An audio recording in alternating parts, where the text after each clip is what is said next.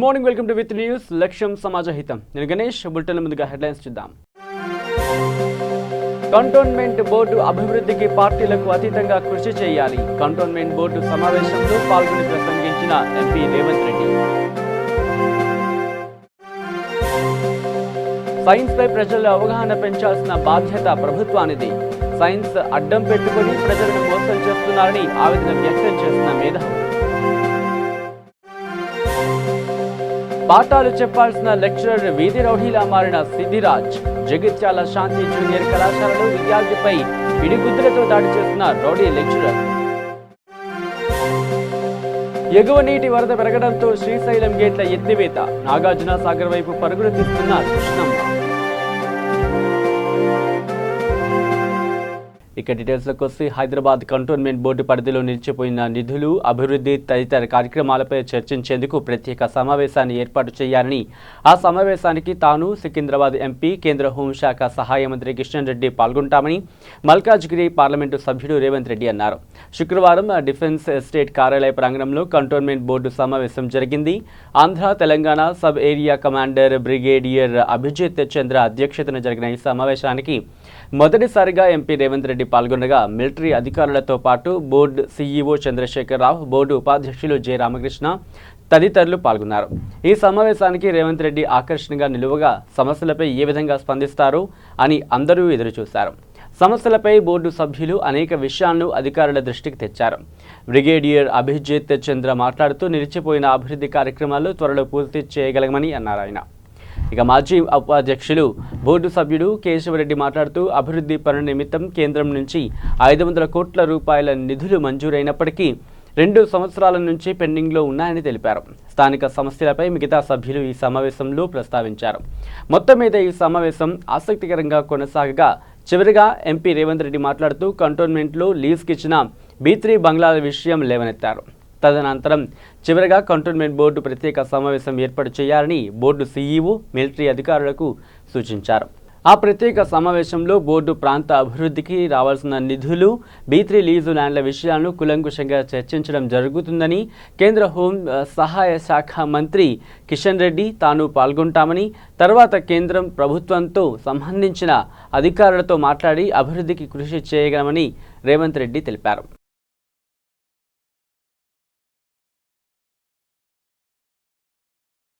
ఇక హైదరాబాద్ బషీర్బాగ్ జన విజ్ఞాన వేదిక, break through sciences society, వోయిస్టర్ అను 3 సంఘాల ఆధ్వర్యంలో ఇండియా మార్చ్ ఫర్ సైన్స్ అనే పేరుతో ర్యాలీని నిర్వహించి బషీర్బాగ్లోని ప్రెస్ క్లబ్లో సమావేశం ఏర్పాటు చేశారు.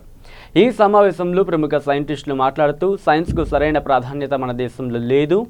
విదేశాలలో సైన్స్కు 5 నుంచి 10% వరకు ప్రాధాన్యత ఉంది. కానీ మన దేశంలో 0.3% మాత్రమే ప్రాధాన్యత ఉన్నది. కావున దీనిని ప్రభుత్వం పట్టించుకుని సరైన ప్రాధాన్యత కల్పించి 3% ప్రభుత్వం దీన్ని పట్టించుకొని సరైన ప్రాధాన్యత ఇవ్వడం వల్ల విద్యార్థులు, సైంటిస్టులు వారి ప్రయోగాలను సద్వినియోగం చేసుకొని దేశ ప్రగతికి తోడ్పడతారని పేర్కొన్నారు. అదేవిధంగా ఈ సైన్స్ను అడ్డుపెట్టుకుని కొంతమంది ప్రజలను మోసం చేస్తున్నారని, ఉదాహరణకు బాబాల పేర్లతో, మూఢనమ్మకాల పేర్లతో ప్రజల్ని మోసం చేస్తూ సమాజ ప్రగతికి గండి కొడుతున్నారని ఆవేదనను వ్యక్తం చేశారు.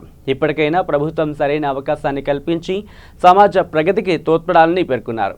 ఈ కార్యక్రమంలో విద్యార్థులు, పలువురు ప్రొఫెసర్లు, సైంటిస్టులు, విద్యార్థి సంఘాల నాయకులు తదితరులు పాల్గొన్నారు. కర్బనం ఉన్నటువంటి ఇంధనాలు విపరీతంగా వాడుతున్నాం.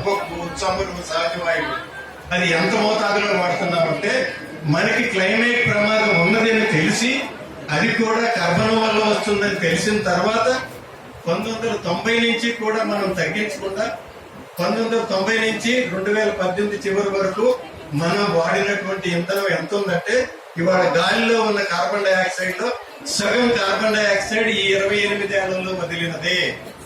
ప్రమాదం అని తెలిసిన తర్వాత వదిలినదే. అంటే మానవ జాతి, ప్రభుత్వాలు ఎంత నిర్లక్ష్యంగా వ్యవహరిస్తున్నాయి, సమాజం ఎంత నిర్లక్ష్యంగా ఉన్నది ఈ ప్రమాదం పట్ల అనే దానికి ఇది ఉదాహరణ. ఎందుకంటే ఏ విధానాలు కూడా సైన్స్ ను అనుసరించి ప్రభుత్వాలు చేయటం లేదు. ప్రభుత్వాలు తాత్కాలికంగా వ్యాపార ప్రయోజనాలను దృష్టిలో పెట్టుకుని, వ్యాపారస్తుల ప్రయోజనాలను దృష్టిలో పెట్టుకుని విధానాల రూపకల్పన చేస్తున్నాయి. బొగ్గుని ఆపేసేస్తే బొగ్గు అమ్ముకునే కంపెనీలకు నష్టం వస్తుంది కనుక అది ఆపరవు. చమురుని ఆపేస్తే Exxon Valdez, Exxon Mobil, BP, Shell లాంటి మల్టీనేషనల్ కంపెనీస్ ఏవైతే ఉంటాయో వాటికి trillions of dollars worth of oil వాళ్ళ చేతిలో ఉంది. అది నష్టం వస్తుందని చెప్పి ప్రభుత్వాలు అవి శాసిస్తాయి. అందువల్ల ప్రపంచంలో ప్రభుత్వాలు ప్యారిస్ లో సంతకం పెట్టినా కూడా అవి సైన్స్ కు అనుకూలంగా వ్యవహరించలేదు. ఇంకా దౌర్భాగ్యం ఏం జరుగుతుందంటే ఏ సైన్స్ అండ్ టెక్నాలజీ వల్ల వాళ్ళకి అంత లాభాలు సాధ్యమైనయో ఆ సాధ్యమైనటువంటి టెక్నాలజీ కంపెనీలు కూడా అవి ఇవాళ సైన్స్ ని అటాక్ చేస్తున్నాయి. కేవలం మాత్రమే కాదు, ఇవాళ పెద్ద పెద్ద కార్పొరేట్ కంపెనీలు కూడా సైన్స్ మీద దాడి చేస్తున్నాయి. ఎందుకంటే అది వాళ్ళ వ్యాపార ప్రయోజనాలకి. సైన్స్ అనేది it's a quest for truth. సత్యాన్వేషణే సైన్స్. సైన్స్ కు మంచి వీడికి అనుకూలంగా మాట్లాడాలి, వాడికి వ్యతిరేకంగా మాట్లాడాలి అది ఏమంటదు. It's a knowledge. Science is a knowledge. Science knowledge అనే దానికి ఎటువంటి ఇవి అంటించడానికి వీలేదు. సో అది నిజం చెబుతున్నప్పుడు ఆ నిజం వాళ్ళకి ఇబ్బందికరంగా ఉన్నది కనుక వాళ్ళు మనుషుల మనసుల్లో అనుమానాలు సృష్టించుకోవడానికి ప్రయత్నం చేస్తున్నారు. దీన్నే నవమి బరెస్కెస్ అనే ఒక Harvard professor in science and technology studies ఒక పుస్తకం రాసిందారు, మర్చెంట్స్ ఆఫ్ డౌట్. వాళ్ళ పని ఏంటంటే సామాన్య జనం మనసుల్లో అనుమానాలు రేకెత్తేటువంటి ప్రచారం చేయటం. వీళ్ళ మనసులో క్లైమేట్ చేంజ్ ఇదేందుకు అవుతుంది, జరగట్లేదు, ఇదంతా ఒట్టిదే. సైన్స్ శాస్త్రవేత్తలు అందరూ కూడా వాళ్ళు రీసెర్చ్ చేసుకోవడానికి డబ్బుల కోసం తప్పుడు అబద్ధాలు సృష్టించి ప్రచారం చేస్తున్నారని చెప్పి చేస్తున్నారు. అందరి సత్యం జన విజ్ఞాన వేదిక తెలంగాణ స్టేట్ ప్రెసిడెంట్. ఈరోజు భారతదేశ వ్యాప్తంగా Indian march for science programme జరుగుతూ ఉంది. అన్ని పట్టణాల్లో కూడా ఈ ప్రోగ్రాం జరుగుతూ ఉంది. ప్రధానంగా దీని ఉద్దేశం ఏమిటి అంటే భారతదేశంలో నేటికి కూడా సైన్స్ అండ్ రీసెర్చ్ కొరకు 0.8 మాత్రమే జీడీపీలో కేటాయిస్తూ ఉన్నారు. జీడీపీలో 3% సైన్స్ అండ్ రీసెర్చ్ కేటాయించకపోతే ప్రపంచ స్థాయిలో పరిశోధన జరిగే అవకాశం లేదు, ఇతర దేశాలతో పోటీ పడే అవకాశం లేదు. పారిశ్రామిక విప్లవం నాడు బ్రిటిష్ ఆధిక్యత కొనసాగింది. ఎలక్ట్రానిక్ రెవల్యూషన్ పీరియడ్ లో జపాన్, సౌత్ కొరియా ఆధిక్యత కొనసాగుతూ ఉంది. నేడు సాఫ్ట్వేర్ రెవల్యూషన్ లో అమెరికా ఆధిక్యత కొనసాగుతూ ఉంది. అంటే దీనికి సైన్స్ అండ్ రీసెర్చ్ కారణం. మన దేశంలో కూడా జీడీపీలో 3% కేటాయించి సైన్స్ ని రీసెర్చ్ ని డెవలప్ చేయాల్సిన బాధ్యత కేంద్ర రాష్ట్ర ప్రభుత్వాల మీద ఉంది. అందుకే ఈ రోజు సదస్సు నిర్వహిస్తున్నటువంటి ఉద్దేశం ఒకటి, సైన్స్ అండ్ రీసెర్చ్ కు భారత ప్రభుత్వం, రాష్ట్ర ప్రభుత్వం కూడా ఎక్కువ కేటాయింపులు చేయాలి. మినిమం జీడీపీలో 3% కేటాయించాలి. రెండవది, ప్రజల్లో సైంటిఫిక్ డెవలప్మెంట్ టెంపర్మెంట్ క్రియేట్ చేస్తే సైన్స్ కి ఆదరణ పెరుగుతుంది. అప్పుడు మాత్రమే సమాజం ముందుకు పోగలుగుతుంది. కాబట్టి ఈ 2 ఆశయాలతోటి ఈ రోజు 3 సంస్థలు కలిసి ఇక్కడ break through science for society, Jana Vignana వేదిక అండ్ అదర్ ఆర్గనైజేషన్ ఈ సదస్సు నిర్వహిస్తుంది. ఇది కూడా భారతదేశంలో సైన్స్ అండ్ రీసెర్చ్ కొరకు జీడీపీలో 0.8% మాత్రమే కేటాయిస్తున్నారు. దానిని 3% పెంచాలనేటువంటి డిమాండ్ తోటి ఈ సదస్సు నిర్వహించడం జరుగుతుంది. సైన్స్ అండ్ రీసెర్చ్ లో ఆ మాత్రం కేటాయింపులు చేసి ముందుకు పోకపోతే సైన్స్ యొక్క పరిశోధనలన్నీ కూడా G8 కంట్రీస్ వాటి కంపెనీల చేతుల్లో కేంద్రీకరించబడుతుంది. ఇవాళ పేటెంట్స్ 98% పేటెంట్స్ ఆ 8 దేశాల చేతుల్లో కేంద్రీకృతమైనవి. మన దేశం కూడా ఆ స్థాయికి ఎదగాలంటే జీడీపీలో 3% కేటాయిస్తే అది సాధ్యం. ఇక జగిత్యాల జిల్లా కేంద్రంలోని శాంతి జూనియర్ కాలేజీలో విద్యార్థి గుగ్గిల మధును లెక్చరర్ సిథిరాజ్ చితకబాదాడు. ఇదే విషయాన్ని విద్యార్థి సోదరుడు రాజ్ లెక్చరర్ను అడగగా ఒత్తిడిలో కొట్టానని చెప్పి వెళ్ళిపోయాడు. ఆ కారణంగా విద్యార్థిని కొట్టిన లెక్చరర్పై చర్యలు తీసుకోవాలని విద్యార్థి సోదరుడు రాజు, విద్యార్థి సంఘాల నాయకులు డిమాండ్ చేస్తున్నారు. తరగతి గదిలో తోటి విద్యార్థుల ముందు అతి దారుణంగా వీధి రౌడీల మాదిరిగా పిడిగుద్రతో విద్యార్థినిపై విరుచుకుపడ్డాడు లెక్చరర్ సిద్ధిరాజ్. ఈ దృశ్యాలు సీసీ కెమెరాలు రికార్డు కావడంతో వాటి ఆధారంగా లెక్చరర్పై ఫిర్యాదు చేశారు.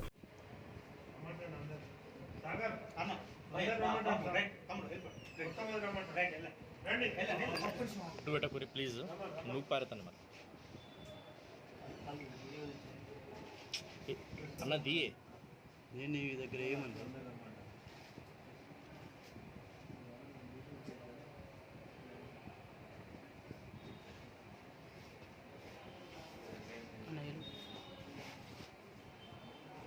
ఏమైంది?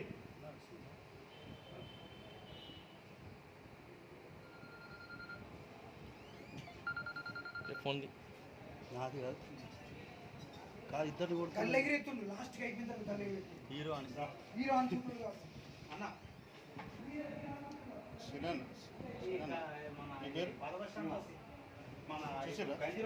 అంటే మీరు ఎందుకు ఎమోషన్ అయ్యారు? కాదు వీళ్ళు ముందు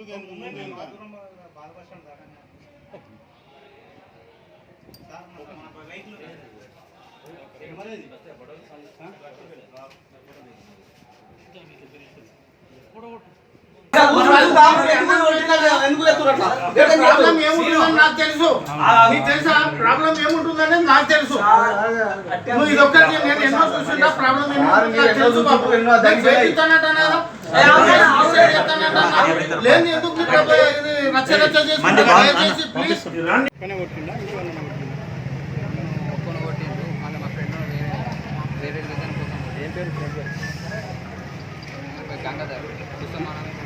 ఇంతకుముందు ఎప్పుడు మీ క్లాస్లో కానీ పక్క క్లాస్లో కానీ కొట్టిందా సార్? ఇక శ్రీశైలం జలాశయం గేట్లు ఎత్తి నీటిని దిగువకు విడుదల చేశారు. జలాశయం పూర్తి స్థాయి నీటి మట్టానికి చేరడం వల్ల శుక్రవారం సాయంత్రం 4 గేట్లను ఎత్తారు. పండుగ వాతావరణం, సందర్శకుల కోలాహల మధ్య ఈ గేట్లు తెరుచుకున్నాయి. ఈ సీజన్లో తొలిసారి గేట్లు ఎత్తుతూ ఉండడంతో ఏపీ మంత్రి అనిల్ కుమార్ యాదవ్ అలాగే తెలంగాణ మంత్రులు నిరంజన్ రెడ్డి, శ్రీనివాస్ గౌడ్ కృష్ణమ్మకు పూజలు నిర్వహించారు. అనంతరం మంత్రి అనిల్ కుమార్ 4 గేట్లు ఎత్తి నీటిని దిగువకు విడుదల చేశారు. దీంతో కృష్ణమ్మ పరవళ్లు తొక్కుతూ నాగార్జున సాగర్ వైపు పరుగులు పెడుతోంది. ఈ సుందర దృశ్యాలను వీక్షించేందుకు సందర్శకులు భారీ సంఖ్యలో తరలివచ్చారు. ఈ 4 గేట్ల ద్వారా దాదాపు 1,00,000 క్యూసెక్కుల నీటిని దిగువకు విడుదల చేశారు. తొలుత 6వ నంబర్ గేట్ను ఎత్తారు. ఆ తర్వాత 7, 8, 9 ఒక్కో గేట్ను 10 అడుగుల మేర ఎత్తారు. ఒక్కో గేటు నుంచి 25,000 క్యూసెక్కుల చొప్పున అధికారులు నీటిని విడుదల చేశారు. ఎగువన భారీ వర్షాలు కురవడంతో శ్రీశైలం జలాశయం పూర్తి స్థాయి నీటి మట్టానికి చేరువైంది. మొత్తం నీటి మట్టం 885 అడుగులు కాగా ప్రస్తుతం 880 అడుగులు దాటింది.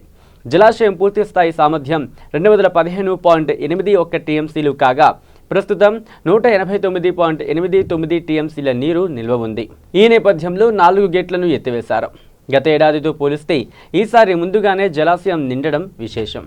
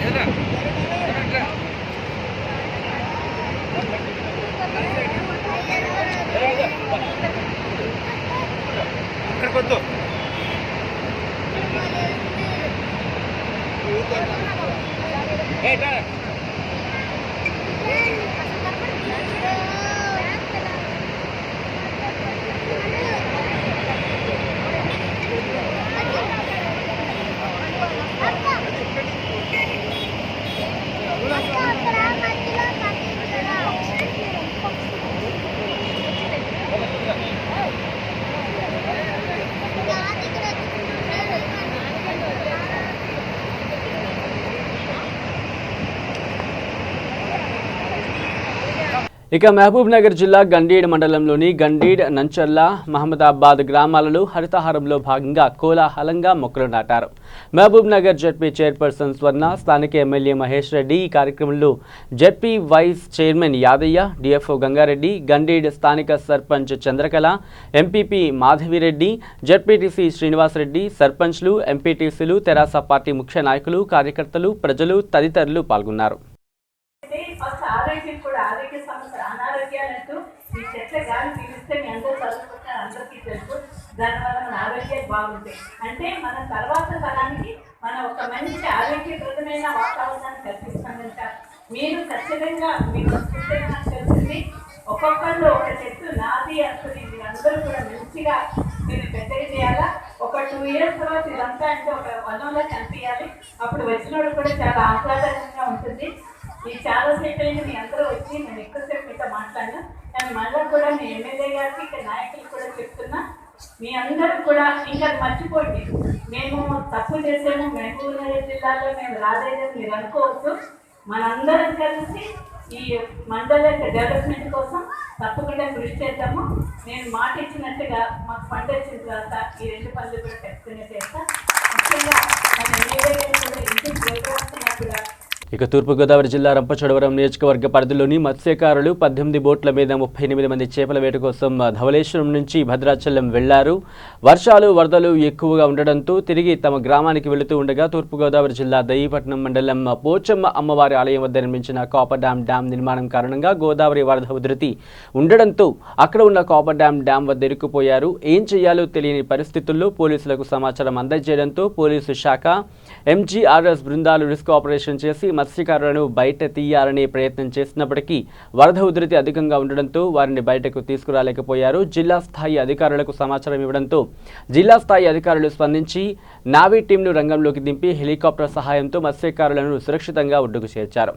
ఈ రిస్క్ ఆపరేషన్లో సుమారు 40 మందిని ఏ హాని జరగకుండా సురక్షితమైన ప్రాంతానికి తరలించారు.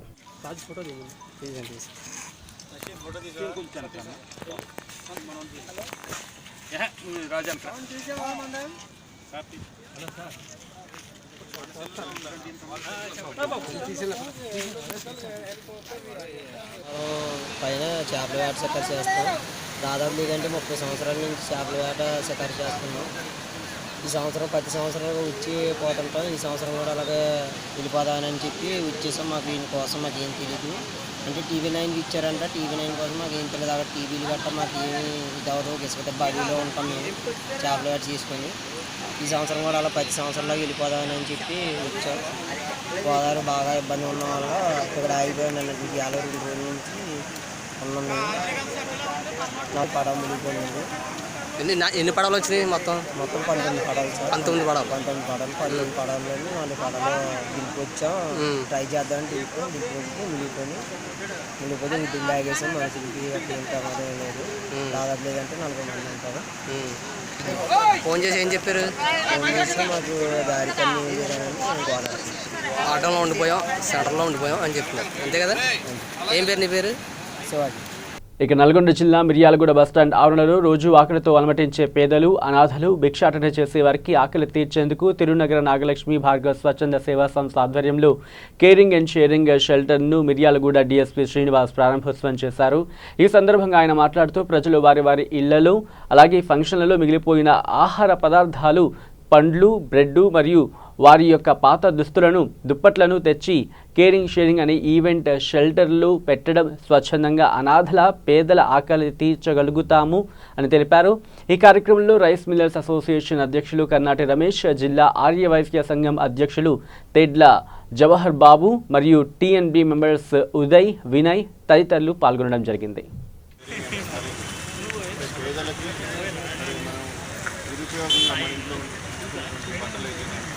చాలామంది చిన్న పిల్లలు ఆరోగ్యం కన్నా కూడా మనం కొద్దిగా ఉద్యోగస్తులు కొద్దిగా చిన్నపిల్లలు ఆడిన వెంటనే అది పక్క పడేస్తాం. కానీ పేదవారికి అది ఎంతో విలువైన వస్తాయి. వాళ్ళు చిన్న రిపేర్లు చేసి మనం తీసుకొచ్చి ఇక్కడ పెడితే అది వాళ్ళు ఇక్కడ బస్ స్టాండ్లో ఉన్నటువంటి పేద ప్రజలు వాళ్ళతో తీసుకుపోయి వాళ్ళ పిల్లలకి వచ్చి ఆనందపడే అవకాశం ఉంది. అదేవిధంగా బట్టలు చాలా కూడా ఈరోజు రోజుకి మిర్యాలగూడలో దినదిన అభివృద్ధి చెందుతుంది. చాలా వరకు బిజినెస్ పీపుల్ కానీ ఉద్యోగస్తులు కానీ బట్టలు కూడా షాపింగ్ కూడా చేస్తూ ఉంటారు. వాళ్ళ పాత బట్టలు కూడా తీసుకొచ్చి ఇక్కడ పెడితే ఎంతోమంది బస్ స్టాండ్లో ఉన్నటువంటి అనాథలు అయితే పేదవాళ్ళైతే బట్టలు తీసుకొని వాడుకునే అవకాశం ఉంటుంది. అంతేకాకుండా ఇప్పుడు ఈరోజు మన తెలుగులో చూసినట్లయితే ఆధ్వర్యంలో ఒక మంచి కార్యక్రమం ఏర్పాటు చేయడం జరిగింది.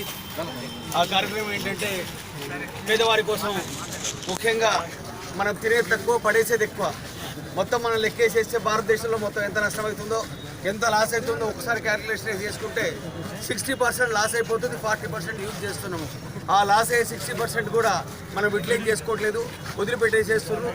తినే కాడ కానీ, యూజ్ చేసే కాడ కానీ ప్రతి విషయంలో కూడా తక్కువ భాగం వాడుకోవడం, ఎక్కువ భాగం కూడా వృధా చేయడం జరుగుతుంది. కాబట్టి దానిలో మొత్తం కూడా ఒక రకమైన ఆలోచనతో కొంతమంది పెద్దలు గౌరవంగా తీసుకొచ్చి మనకు ఒక విషయాన్ని గమనించి పెట్టిన దానిలో భాగంగా ఇవాళ మన భార్గవ్ గారు ప్రత్యేకంగా ఈ TNB ఒక సొసైటీ ఒకటి ఏర్పాటు చేసేసి ఆ ట్రస్టీ ఆధ్వర్యంలో పేదల కోసం అని చెప్పేసేసి ప్రతి ఒక్కరు కూడా వారికి అవకాశం ఉన్న కాడికి పళ్ళు కానివ్వండి, రోటీ కానివ్వండి, బట్టలు కానివ్వండి, ఎనీ ఐటెం వాళ్ళ కాడ ఎక్కువ అనిపించిన ప్రతి ఐటెం పట్టుకొచ్చేసేసి ఈ ప్రదేశంలో ఉన్న ఫ్రిడ్జ్లో పెట్టేసేసి పళ్ళైతే ఆ ప్లేస్లో పెట్టేసేసి పేదవారి కోసం అందుబాటులో ఉండేది వారే స్వయంగా తీసుకోవచ్చు. ఇక్కడ బట్టలు కూడా మనకు ఎక్స్ట్రా అనిపించేసేసిన అక్కర్లే అనిపించినా ఆడ పెట్టేసేసి ఎవరైనా యూజ్ చేసుకునే విషయంలో ఈ చేసే ప్రోగ్రాంకు ప్రత్యేకంగా ఇవాళ ఈ కార్యక్రమానికి ముఖ్య అతిథిగా చేసిన మన డిఎస్పీ మన శ్రీనివాస్ గారు, ఆ తర్వాత ఇవాళ ఆటో గారు ఇట్లా ఇన్వైట్ చేశారు, కానీ వారు వేరే పనులు రాలేకపోయారు. ముఖ్యంగా మనం చేసే కార్యక్రమాల్లో మన పెద్దలు శ్రీనివాస్ గారు అయితే అన్ని కార్యక్రమాలు అటెండ్ కావడం కాక ఇంత మంచిగా అందరికీ కూడా సహాయం చేస్తూ అన్నింటిలో అటెండ్ అయ్యి ముందుకు వచ్చే దాంట్లో ప్రధానంగా ఉంటుంది. కాబట్టి వారికి ఈ స్వాగతం తెలియజేస్తూ ఈ కార్యక్రమాన్ని నిర్వహించేస్తున్న భార్గవ్ గారికి, వారి టీంకు ప్రత్యేకంగా వారి టీం మొత్తం కూడా స్పెషల్గా తయారైన టీం అంతా వీరందరూ కూడా ఈ ఒక్కటి కాదు, ముందు ముందు చాలా మంచి కార్యక్రమాలు చేపట్టి ముందు పోతారు. ఈ అవకాశాన్ని అందరూ కూడా సద్వినియోగం చేసుకోవాలి. ఎందుకంటే ఇది నేను ఒక్కళ్ళం కాదు, నా కోసం కాదు.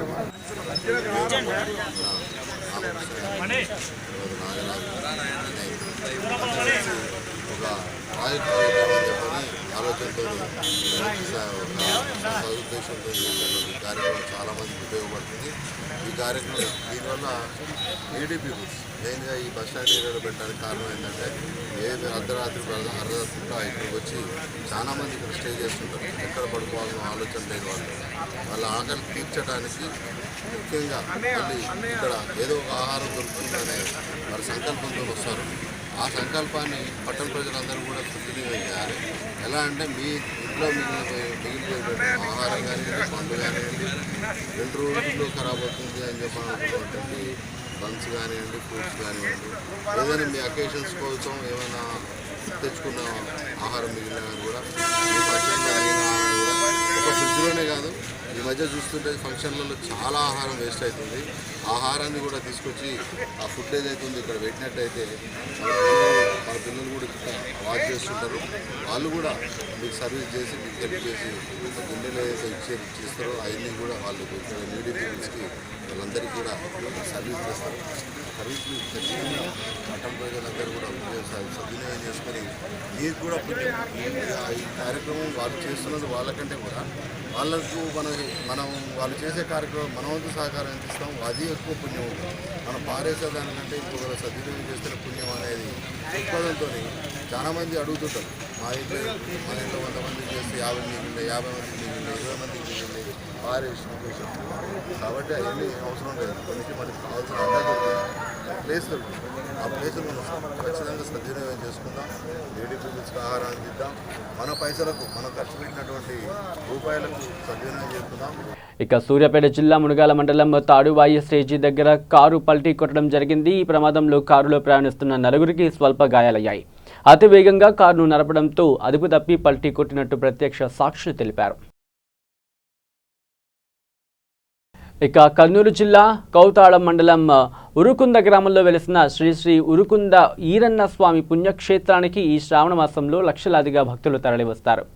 ఇదే అదునుగా ఇక్కడ వేలం పాటలు పాడిన కాంట్రాక్టర్లు, అధికారులు కుమ్మక్కై ఇష్టారాజ్యంగా భక్తులను నిలువదోపిడీ చేస్తున్నారు. దైవ దర్శనానికి వెళ్లాలంటే కాయ కర్పూరం తీసుకోవాలి, కానీ ఈ పుణ్యక్షేత్రం ఆవరణలో టెంకాయ తీసుకోవాలంటే భక్తుడి గుండెకాయ వెనుక్కుపోతుంది. మామూలుగా ఒక టెంకాయ 20 రూపాయలుంటే ఈ పుణ్యక్షేత్రంలో మాత్రం 70 రూపాయలు దౌర్జన్యంగా దోపిడీ రాజ్యంగా అమ్ముతున్నారు. ఇదేమిటని ప్రశ్నించిన వారికి అమ్మకానికి ఆ రోజు టెంకాయ బంధు. ఇక ఎంతో నిష్ఠతో ఈ ఈరన్న స్వామికి తలనీలాల సమర్పణకు దేవస్థానం వారు 10 రూపాయల టికెట్ పెడితే కళ్యాణకట్ట వద్ద మాత్రం అక్కడ కాంట్రాక్టర్లు ఒక్కో భక్తుడి నుంచి 50 రూపాయల నుంచి 100 రూపాయల వరకు వసూళ్ల పర్వం సాగిస్తున్నారు.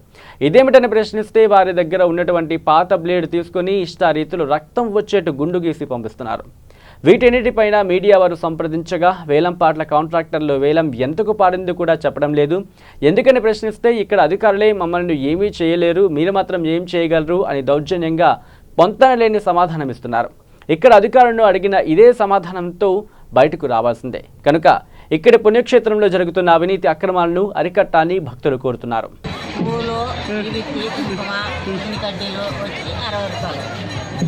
మీరు అడగలేదా తక్కువగానే? మళ్ళీ 50 రూపాయలు వేసినాయి, ఇంకా ఆడలేదు. మాకు 10 రూపాయలు వద్దా? సరుకులకి 5 రూపాయలు వచ్చి మాకు 5 రూపాయలు. 12 రూపాయలు ఉంది కదా మొక్కాయి, ఎందుకు అంత రేటు పెట్టి కొనుక్కుంటున్నారు? టెండర్ అయ్యాడా? టెండర్ అయినా కానీ ఎంత అడగడానికి రాదా మీకు? వాళ్ళని పోయి 25 రూపాయలు లీటర్లు